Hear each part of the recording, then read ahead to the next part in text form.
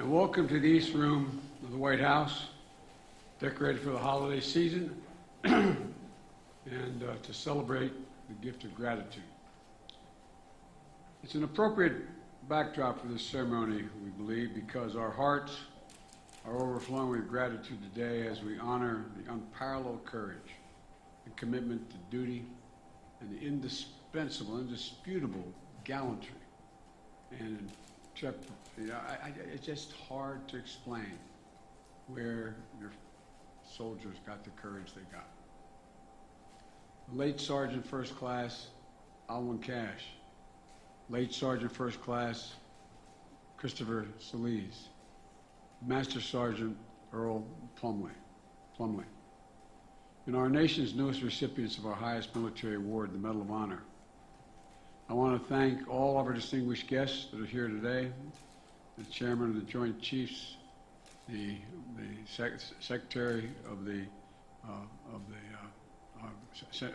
Secretary Austin, the enlisted advisor, Chairman Colin Lopez, and the leaders of the United States Army, and the Vice President of the United States, and the second gentleman, and I'm Jill's husband. Jill is here. As we add these three names to our nation's roll of honor, I also want to recognize previous Medal of Honor recipients who are here today to honor their brothers in arms. Matthew Williams. Matthew, stand up so people can see you.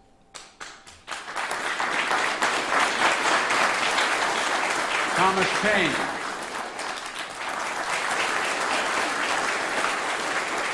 And Edward Byers.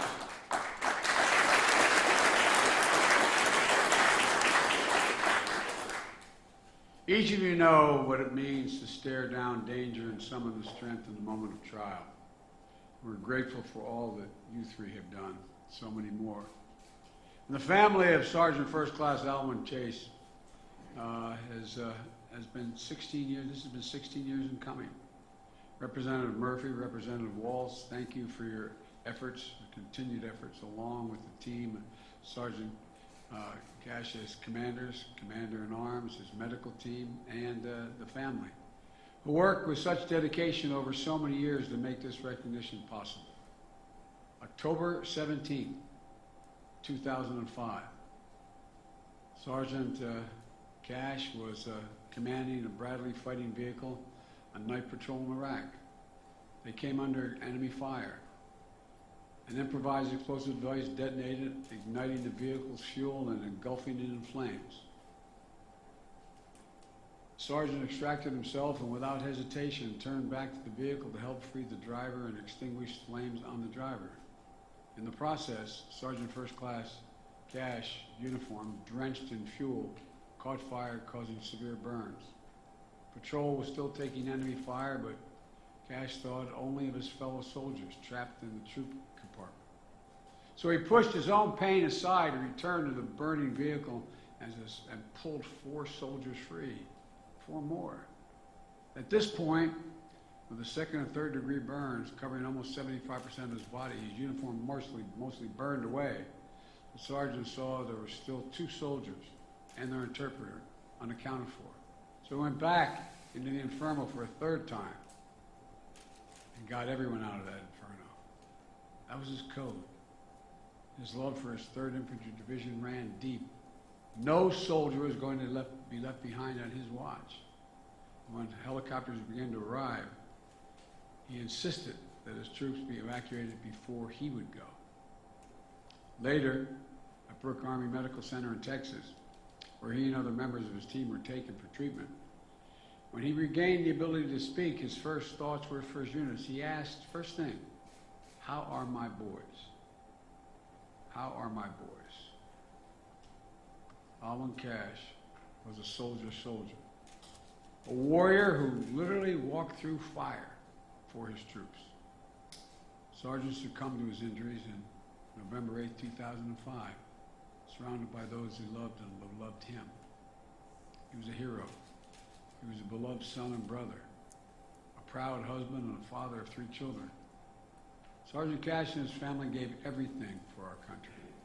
Their devotion to his memory, their years working to make sure that his courage and selflessness were properly documented and honored, is a testament to the love he inspired and the legacy he left behind.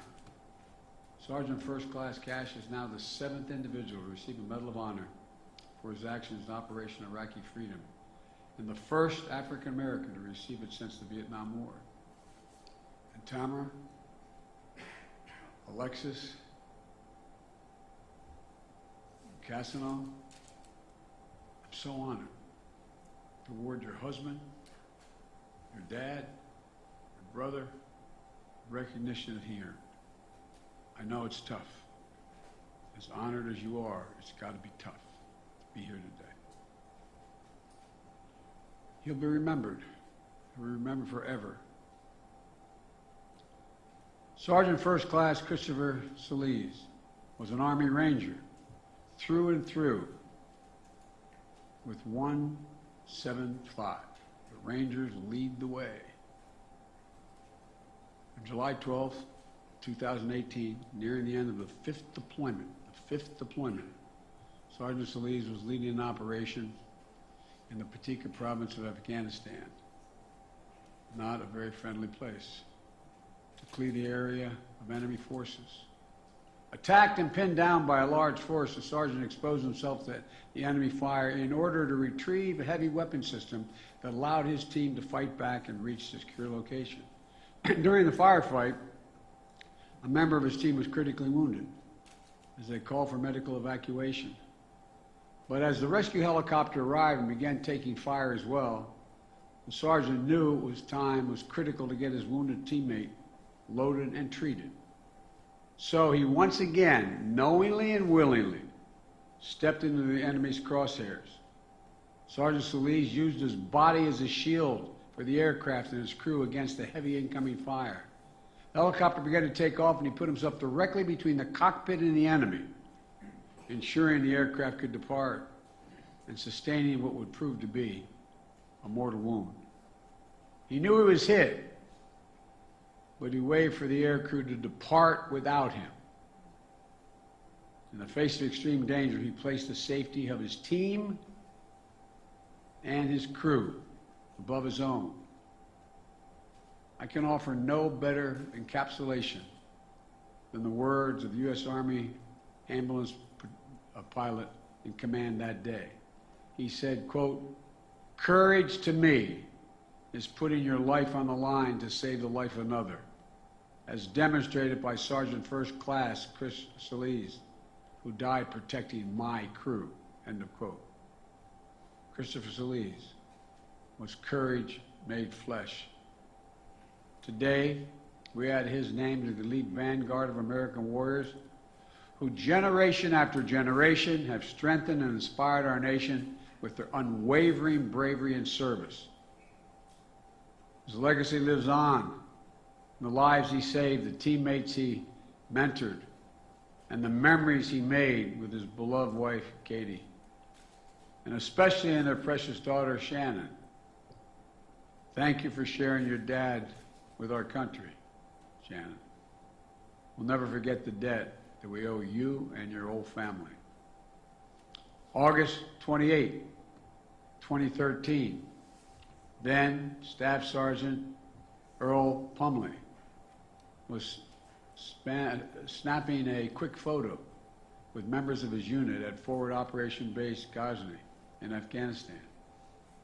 Then insurgents turned out detonated a 400-pound car bomb that blew open a 60-foot wide breach in the perimeter wall. Staff Sergeant Plumley, members of his special operations team, immediately hopped in the nearby truck and raced toward the blast to defend the base. When they arrived, they encountered insurgents coming through the wall, all wearing explosive vests. Our troops started taking rocket fire, recoilless rifle fire, and small arms fire, while the driver of their truck maneuvered into the line of enemy fire to shield injured members of their team outside the vehicle. The staff sergeant exited the vehicle and used his own body to shield the driver. He left whatever cover the truck provided him and began to engage the invaders.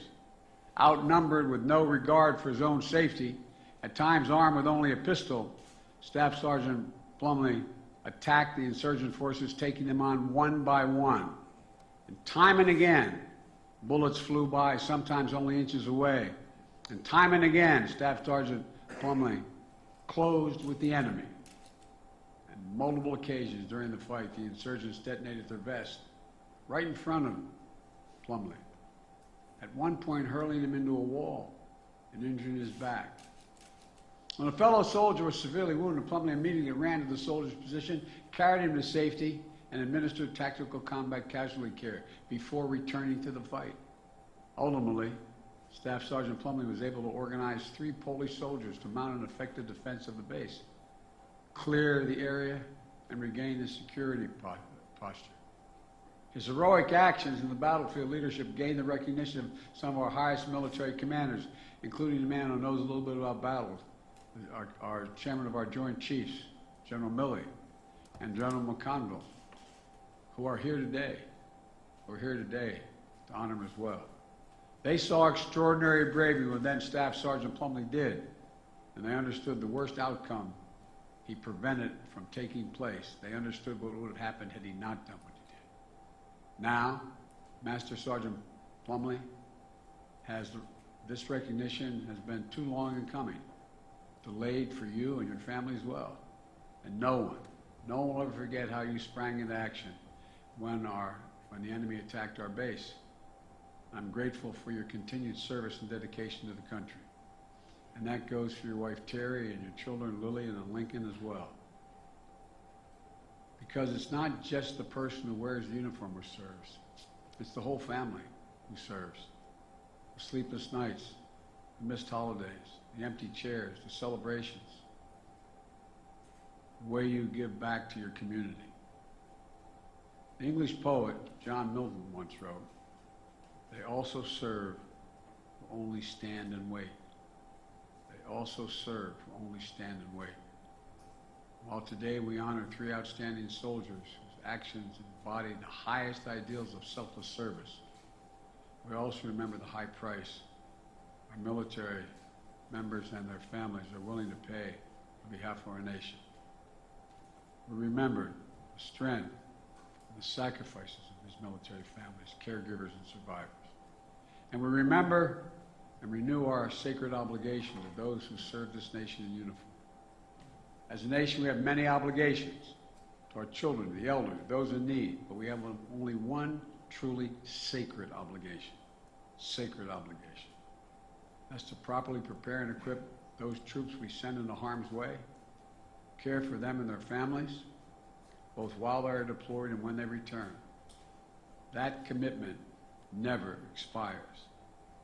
And as Commander-in-Chief, I promise it's a commitment that we will keep. So God bless you all. And may God protect the troops who are out there right now.